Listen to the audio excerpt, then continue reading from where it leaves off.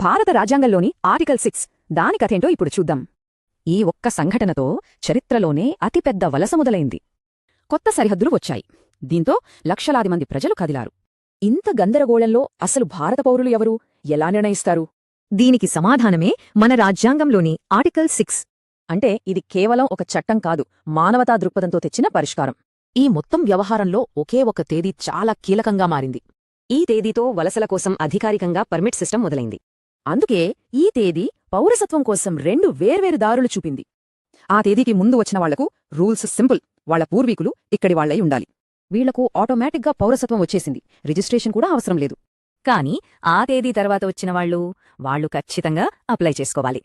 ఈ అప్లికేషన్ ఎందుకంటే వాళ్లు ఇక్కడే శాశ్వతంగా ఉండాలనుకుంటున్నారని చెప్పడానికి. ఉదాహరణకు 1947లో లాహోర్ నుంచి వచ్చిన కుటుంబానికి పౌరసత్వం వెంటనే వచ్చింది. కాని చట్టంలో ఒకే ఒక్క పదంపై పెద్ద సందేహమొచ్చింది. విషయం కోర్టుకు చేరింది. అదే కులతిల్ మమ్ము versus state of Kerala case. Supreme court ముందున్న ప్రశ్న ఒక్కటే, అసలు వలస అంటే ఏంటి?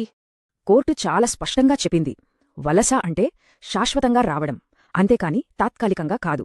ఈ తీర్పు చాలా కీలకం, ఎందుకంటే ఇది చట్టం దుర్వినియోగం కాకుండా ఆపింది. ఆర్టికల్ 6తో పాటు ఆర్టికల్ 7 కూడా ఉంది. రెండూ ఒకదానికొకటి సంబంధమున్నవే.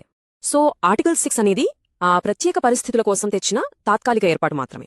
ఒక్క మాటలో చెప్పాలంటే ఇవే ఆర్టికల్ 6కి సంబంధించిన కీలక పదాలు. సో ఫైనల్గా చెప్పేదేంటంటే ఇది మానవతను, చట్టాన్ని చక్కగా బ్యాలెన్స్ చేసింది. చారిత్రక సంక్షోభం నుంచి చట్టాలు ఒక దేశానికి గుర్తింపుని ఎలా తీసుకురాగలవు